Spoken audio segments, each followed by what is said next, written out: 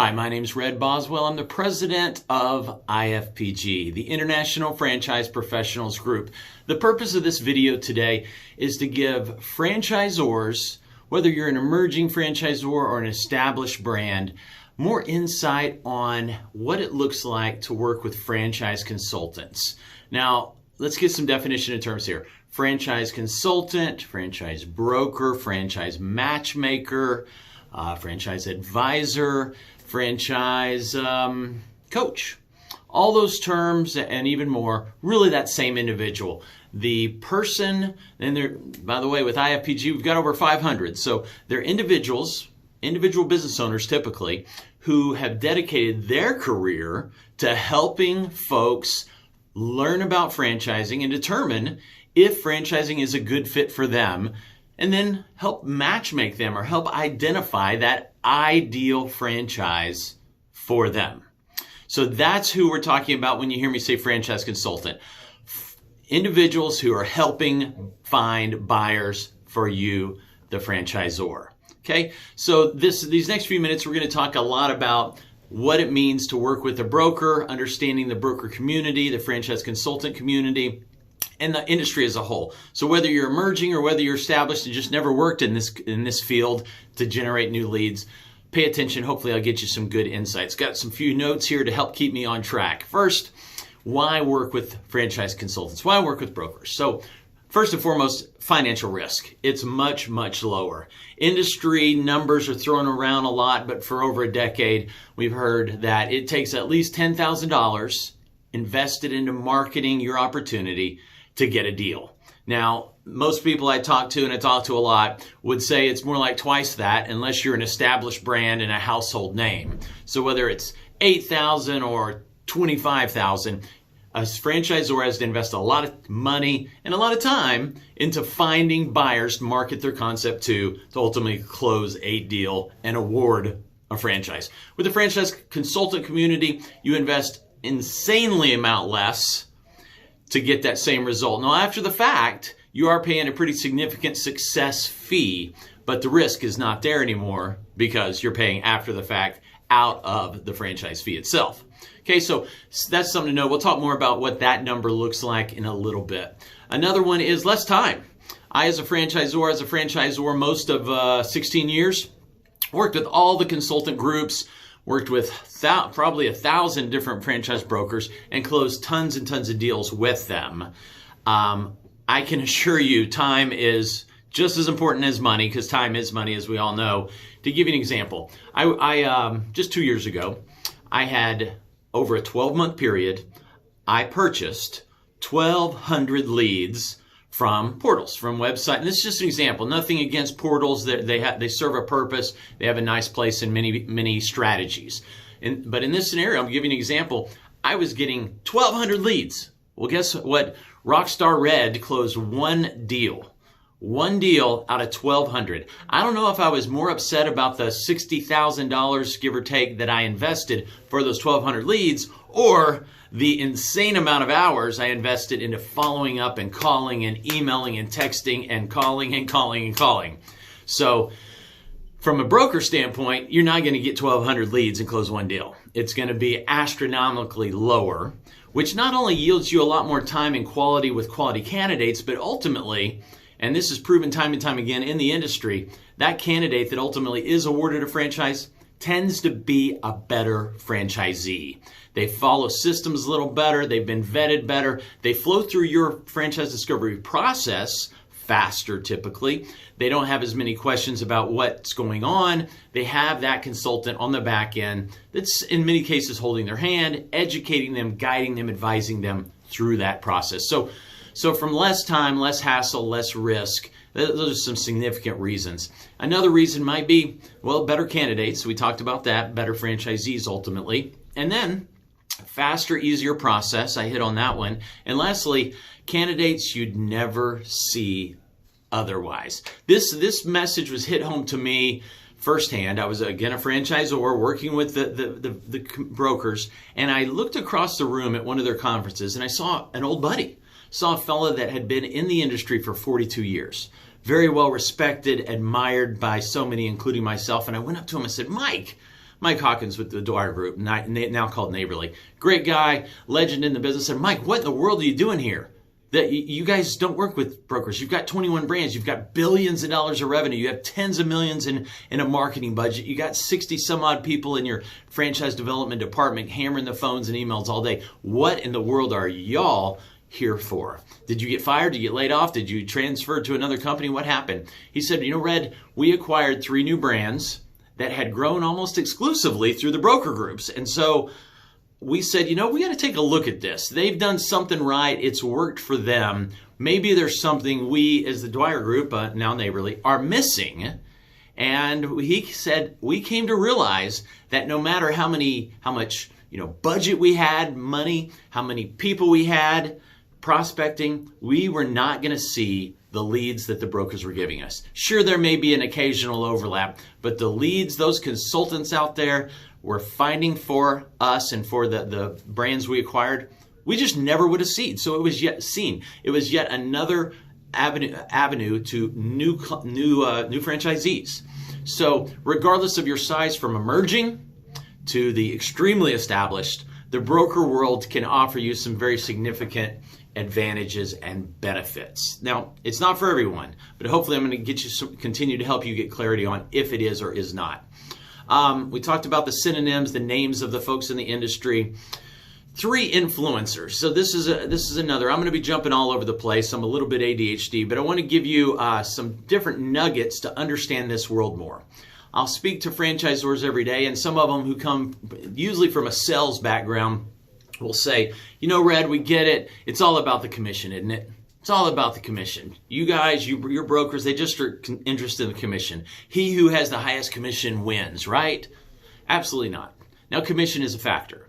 But here, give you a quick idea. The best analogy I can think of would be that of a real estate agent. When you go buy that house, you typically work with a real estate agent. Or if you're selling your house, typically work with a real estate agent, right? Well, that real estate agent, not a perfect analogy, but they're representing the seller and sometimes they're representing the buyer. But who pays them? The seller. Always. That buyer, I've never heard of a buyer buying a house paying the real estate agent. It's always the seller. 100% commission, real estate agents on both sides. They always get paid by the seller. Same with franchising and the broker community. The franchisor is the one who pays. So that's a huge benefit to the buyer. The buyer out there is getting educated for free. They're getting walked through the process, advised, counseled, and really given tens of thousands of dollars worth of advice and counsel and guidance and ideas for free. And so it works the same here. So to understand a consultant, they invest their time, their money, their resources, their livelihood into finding qualified franchise candidates. Lots of different ways to do that. That's a different story for a different time. But for every franchise consultant, there are a number of ways they're finding their buyers. If you can imagine it, it's happening. Okay, so they're out there finding them, time, money, resources. They get a great candidate. They're interviewing them, they're getting to know them, they're talking to their spouse, they're finding out their financial resources, their liquidity, their credit oftentimes. They're looking into what are their likes, their dislikes. They're looking into geography limitations or priorities. They're looking at the background of what they're qualified for, their veteran status, and much, much more. And their end game, what's their exit strategy. They're looking at all that. They're advising them and pulling that information out of them, which oftentimes the candidate doesn't even know themselves until they get help determining that info. Again, similar to a real estate agent who's helping determine what that ideal house and neighborhood might look like. So from there, they get all that info. It may take 2, 3, 4 conversations over time. Then they take it.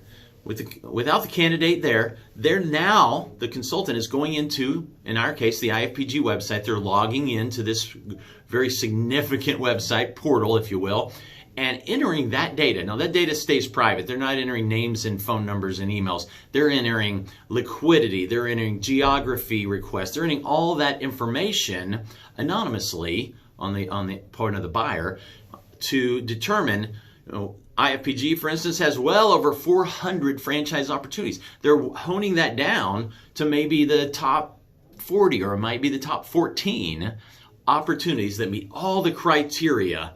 Just like you're buying a house, there's 10,000 houses. Now suddenly there's 60 houses in that neighborhood that's just right for you. Okay, so then they take it down from, let's say there's 20 that meet all the criteria on paper. Then that consultant knows the candidate well enough now and knows the industry well enough and the people, the representatives and the franchises, that they then pick and choose the brands that make the most sense. Now, what are they doing? How are they doing that? First of all, they're doing it based on what they know. Maybe the software didn't get this nuance, that they perhaps really dislike a certain kind of food that's not dissected in the software. They get rid of that. Then they're going to look at brands. Don't underestimate this. They look at the brands themselves. What are hot categories that they know this candidate would really like, and perhaps categories they don't. So now it's, instead of 20, maybe it's 16. Then they look at attrition. Are any of these franchises having some attrition issues where franchisees are leaving the system? Then they'll look at growth. Which franchises are hotter than others? You know, they're doing something right if they're growing at that steady pace versus a stagnant pace. So they're putting in the pro and con column. And ultimately, they go to the next level, which is the representative of that franchisor. Do I know that representative, the franchise development person? Maybe it's the founder, maybe it's you, maybe it's your team. But do I know them? Do I like them? Do I trust them? Do I believe that individual is going to take care of my candidate, which ultimately takes care of me, the consultant, in the process, and ultimately with a nice commission check? So they want to know whoever they're going to be handing over their baby to. You know, think marriage. This is your darling that you've raised up, and you're now presenting them to this punk that wants to marry them, right? Same thing. Consultant is handing over their baby to this franchisor or these franchisors. They want to trust that they're going to take good care of them because this is their livelihood. This is what puts food on that consultant's table. Next, yes, they're going to look at commission. Commission is an important part of it. We're going to touch more on that in a moment. But just understand, it's not all about commission. There's significant pieces to that puzzle that any good consultant is going to look at to determine if it's a good fit and ultimately take 400 plus down to perhaps 4 that they're going to ultimately present to their buyer, their candidate. You know, one other thing they're going to do in this process too is that franchise consultant is going to send a territory check. They're going to check with, maybe it's down to 8 or 6 ideal opportunities. They're going to check with those franchisors to make sure this zip code is available. You know, if all of Denver is sold out and the buyer wants to open something in Denver, it's off the table. So they're going to do their due diligence beforehand, before you ever see that candidate, to make sure the fit is there and they are ideally qualified and interested in your opportunity. Next, let's look at the industry as a whole. First, what's the investment levels in the industry? Well, there are franchises, there are business opportunities that are all in for $20,000. I know it's hard to believe something would be that low. Now, there are also plenty of franchises out there that are multi-million-dollar opportunities. So a wide spectrum. But if you really look at the industry and kind of average it out, the average investment, $200,000 to $300,000. Plenty on the low end, plenty on the high end. Average is that 2 to 3, 200 to 300 range. Okay, just giving you that kind of as to understand where you might fall in the spectrum. Now, next, even more important, is the IFF, the initial franchise fee. Where do you fall in this mix? Some folks who are working with attorneys who maybe aren't familiar with the broker world, or maybe haven't caught up to the times, I apologize if that sounds disrespectful, are putting their franchise fees at $20,000, $25,000, $30,000. Nothing wrong with that. I'm not judging anyone. I'm just telling you the biggest mistake I see a lot of emerging new franchise brands make is their franchise fees too low. We're seeing average franchise fees across the industry hovering close to $50,000. Now, you may be well over that and you're going, oh, wow, I knew I was above average. No, but I talked to quite a few that are down there in the 20 to 30 range. And they can make it happen, but it's going to be a much bigger struggle typically. Okay, so a couple things to think about there. First of all, you got a lot of things to pay for out of that franchise fee. You're going to pay for marketing or for the fees associated with joining a broker group and attending their conferences, etc. You're going to pay for many other marketing methods out of that franchise fee typically. You're going to pay for your internal development person's commission and hopefully salary. Perhaps your own. You've got to pay yourself. Don't forget that.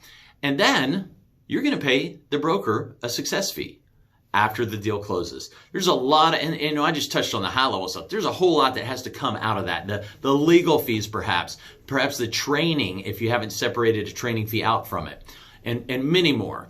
Your onboarding, so on and on and on, right? How are you going to get all that covered with a $20,000 to $30,000 franchise fee? You're probably not, at least not successfully.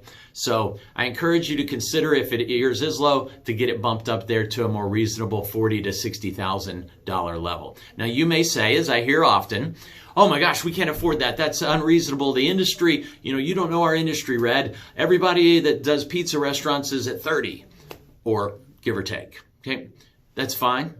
You're not Papa John's. You're not Domino's. Although if you are Papa John's or Domino's, give me a call. You're not them. You're not a household name. You don't have 1,000 people on a waiting list like Chick-fil-A or 10,000. You've got to succeed, and it takes money to do that. So if you're independently wealthy and you've got money to burn, go for it. Set a real low franchise fee. Just know your balance sheet is not going to look good. You're going to go in the hole developing your model successfully, okay? So keep that in mind. Another thing to keep in mind is, if you're let's say you're at 28 and you say, oh my gosh, Red, I can't increase it by 50%, go from 28 to 42 or whatever the math is. I can't bump it up, 30% or 80%. Now, I think about how you buy things. Do you just look for the very cheapest when you're making a life decision? Does cheapest matter? It doesn't. Okay, I just tell you, I give you the answer right now. It doesn't. You're going to look at price. That's a factor, but much more important is what's the best brand, who are the best people, what's the best model that I can invest my life and my family's future in. Another 10,000 will not make a difference. I promise you. Okay, you're not going to lose deals over a 10,000 here or there. And guess what? The franchise buyers, yeah, they're going to see the franchise fee. But if you're at 40 instead of 30, they're probably going to be impressed and go, wow, I bet they have some better training. They must have a better model because they charge more. And more importantly, they're not looking at, wow, that's 50% higher. They're looking at, oh, it's 5% higher. You know why? Because they're looking primarily at your item 7. They're looking at your all-in investment. And if your all-in investment using those averages is 200 to 300, and you just bumped your franchise fee by 10,000, yeah, it went up by 5%, give or take. So it's now 210 to 310, perhaps, which is not going to scare a single soul away. If it was 200 to 300, now it's 210 to 310. You know what I mean? So put it in perspective. I think you'll be really pleased at your margins, at your ability to market more aggressively, to get on more short lists of the broker community because of a more aggressive commission structure. You're able to pay for top performance in-house with better development agents. You're able to market more, just able to do more with that one figure, the IFF, the initial franchise fee. So I know I harped on that a lot, guys, but boy, I have conversations every day about that. Some other things to keep in mind. This industry works for emerging, it works for established. We already touched on that. It works for single unit, it works for multi-unit. It works international, it works domestic. It works for the low cost and the multi-million. It works for restaurants, it works for every industry. I get asked all the time, okay, what types of franchises do you have? Guys, we have over 400. So it's every industry, every type. Our consultants, some will focus on certain categories that they're just really comfortable with. Maybe they had a history or a background in that. But the vast majority, they're looking for buyers and they truly match make. Again, like the real estate agent who might focus in a certain geography, but there's $200,000 houses and there's $2 million houses and they can represent them all successfully and professionally. I hope that helps you understand a little more there. Now I'm going to continue jumping around. Some things to understand. There will be no change in your discovery process. As a franchisor, you've got steps in the process that every candidate's going to follow, correct? Those steps will not change with this type of lead. Notice how I said that. Franchise consultants are a lead generation source. They do not replace your staff unless you're getting, 10,000 leads and you've got too many staff and now you're shrinking it down to 1,000 and working with consultants but getting the same number of closes. In certain scenarios for very large brands, yes, maybe your staff will be reduced slightly, maybe. I've seen brands that even added people because they really do want to dedicate people to just the broker networks. But that's, again, bigger brands. Very unlikely that your staff will be affected at all from a headcount perspective. And your steps in the process will not change at all when working with consultants. You're simply getting better leads that close faster, are more pleasant to work with, more predictable, and more qualified, and ultimately typically become better franchisees in the long run. Other things to consider. Go all in. If you're going to work with the consultants, this is not some website you're advertising on and you sit back, twiddle your thumbs, eat bonbons by the pool, and wait to get rich. You're going to invest your time, your a little bit of money typically. There's typically some membership fees involved with any broker group. But you're really going to be investing your becoming a go-to person, remember that the second reason I said consultants will show your brand, they like you, know you, trust you, or your representative that's dealing with them. So you're going to go to their conferences, 1 or 2 a year. Any of the broker groups have, we have 1 a year. You're going to go to perhaps regional events. You're going to do webinars. You're going to do a lot of things to stay on top of them and ultimately get on the consultants' shortlist. Become one of their favorite opportunities, one of their most trusted franchises. So it takes time, it takes some success, and over time they're going to be talking. They're going to be talking about you, your brand, your representative, and do they like you or not like you? And as they talk about liking you, you're going to see it grow and grow and grow for the same amount of effort or even less effort over time. And vice versa. You do one of them wrong, the industry finds out real quick. You don't take care of the process properly, you don't communicate properly, you're going to see the opposite. So if you're going to work with the broker community, you want to go all in, be really dedicated. They know it, they smell it, they get it, okay? So I learned that the hard way. You really want to be all in.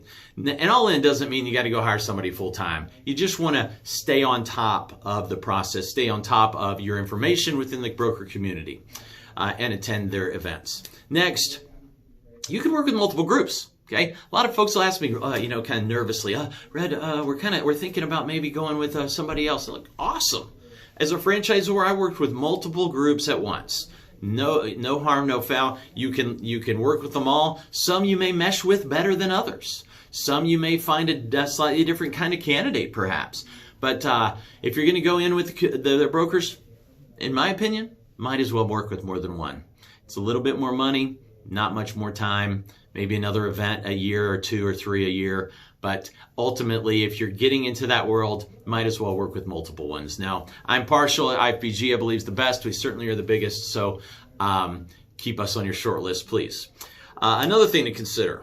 Understand time and commitment. I've hit on that one. I'm going to hit it again. It takes some time and it takes commitment. The consultants can smell that commitment a mile away. Okay, we're going to help you. IFPG has a lot of tools to help you get in front of those consultants, to get your brand in front of it. We're going to train you on how to do that. It's quick, it's easy, it's simple. Don't be intimidated by that. Just know that we've got your back and we're going to help you get that exposure you need. Now jumping over to some other tidbits. First, I mentioned we have over 500 consultants. I'm going to hit IFPG a little deeper on us right now. We have a retreat once a year. It's in Hollywood, Florida, the Margaritaville Resort. Absolute do not miss event. Consultants and franchisors all over tell me time and time again it's their favorite event of the year. It's all about connecting with the other party. Franchisors connecting with consultants, consultants connecting with franchisors, and lots of vendor supplier partners there too, connecting together. So that's our purpose, is connecting franchise professionals around the globe. Mostly in North America, frankly, but around the globe too, to get more deals done, change more lives, impact communities. Next about us, we have regional events. I'm having more and more regional events. We love Topgolf, so we're having franchisors meet us at Topgolf. We're flying in consultants from around the country, connecting them again, getting to know each other's brands, and going deeper in life and in business. We'll do probably doing a NASCAR event later this year, again connecting the professionals in our network. We've got Franchise Consultant Magazine, another way to get that message out to the consultant world. Things like IFPG Radio, we have podcast interviews that I'll do, video interviews that I'll do with franchisors, helping our consultants to understand the brands better, how to present the brand better, how to understand who that ideal candidate is for the franchisor. So lots and lots of ways. I have consultant discovery days. So you probably know what a discovery day is for the buyer, for the candidate. We have consultant or broker discovery days where we'll fly consultants in from around the country to a particular location, usually the franchisor's home office, and have a discovery day that's consultant focused. Typically no buyers really there, although I have seen consultants fall in love with the brand so much that they ultimately bought it. But really it's about the consultant going deeper and understanding who the brand is, what they do, and being able to present them much, much better. So that's yet another way to go deep with some top consultants. Deal announcements, we provide deal announcements where every time you award a franchise, we can send it out to the world. We lots and lots of ways to communicate your message to our consultants. Most folks don't realize 3 times a week, sometimes 4 times a week, we have what we call impact sessions. These are live webinars. The franchisors in our network will do a live webinar about their opportunity. We'll invite consultants from all over to the live webinar. And then we'll also have a training session before it and after it to further incentivize the consultants to come in for that webinar. So we do free training of our consultants on how to be a better consultant, then a live webinar by the franchisor, and then some Q&A for both parties, the franchisor and the trainer at the end. We do those 3 and 4 times a week for our consultants and for our franchisor members. Then we record that, put it on the profile page within that franchisor's profile, and it's there for all the other consultants as they run across it, as they watch it that evening, or as they find the brand matches a candidate real well and they want to get a better understanding of that brand. That's always on there too. Some other things to understand. IFPG, I would describe as the most libertarian of the networks. We're so easy to work with, not a lot of rules and regulations. We're not cracking the whip. We're a family of ambitious, abundant-minded franchisors and consultants and vendors, really franchise professionals working together for everyone's benefit. Not a lot of rules there. We're not cracking the whip saying you don't have enough franchises, you're not in our inventory, or your margins aren't right, you're out of here, or well, you're not paying a big enough commission, we're not going to allow you to even present to our brands. We don't treat folks that way. We believe in franchise opportunities and in capitalism, and we're going to help anybody that has the right attitude as long as they're doing it right. They're not.